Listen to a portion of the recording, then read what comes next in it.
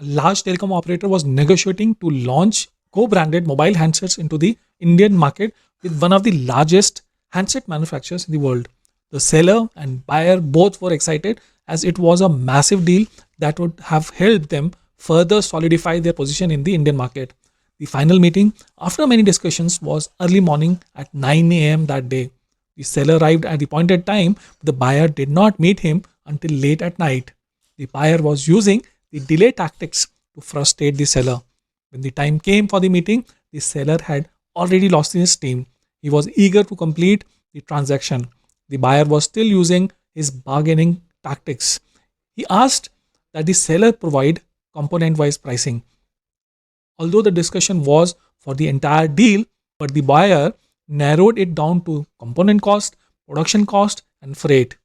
The transaction was completed at 15% lower price than what was discussed before. One of the most important reasons were the huge size of the deal, and the other was unutilized capacity at the seller's end. The deal, however, fell through the following year. The seller stopped supplying the handsets because it was harming his bottom line as well as the market, because he was also supplying to other customers.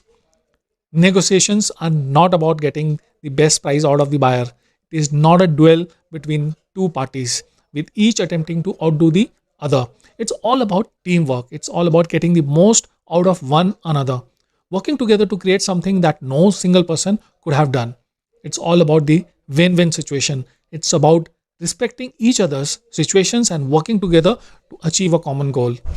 If the buyer had given a 7 to 8% leeway in the discussed deal, the relationship would have lasted for a long time. It would not have cost buyer a huge dent in his reputation and more sales to the seller. Negotiation is a fine art. It requires preparation beforehand. Preparation not only does give you confidence to handle negotiations well, but it also influences the other party. The other party will not take you for granted. They will be bound to listen to you and your viewpoint if you're logical and rational in your presentation. So be clear before entering the discussion. What do you want from negotiations? Will the other party be able to agree with your demands without straining too much? What are you ready to agree with? Where you can concede little and where there is no go. A lot of time, one of the party tries to play a pressure game like in this case. Here, it's important for both parties to realize and appreciate the value the other is providing. Whether you are a seller or a prospective employee, the way you need a buyer and employer, they need you as well. If the other party tries to put undue and excessive pressure, then try to explain your side of story. Make the other party realize it will create problems for you. Put your thoughts through. Be polite, but be firm. If you get a feeling that the other party is not justified, then don't be scared to move out of the deal. If the other party is not agreeing to your viewpoint today, then they will not do in future also.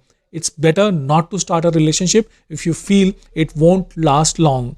In the end, I think it's good to be honest and straightforward in negotiations. Do let the other person know if the deal is not making any sense to you. Tell him your fears and what you would need from the other party to close the deal. If somehow the negotiations are not successful, don't lose hope. There's always another chance. You'll be able to find some other party who will appreciate your point of view and is ready to move accordingly. Hi friends, this is Saurabh Likha. Hope you're liking my videos. Do like, share and comment. I look forward to your feedback. Also subscribe to my channel. Thank you very much. Have a great day.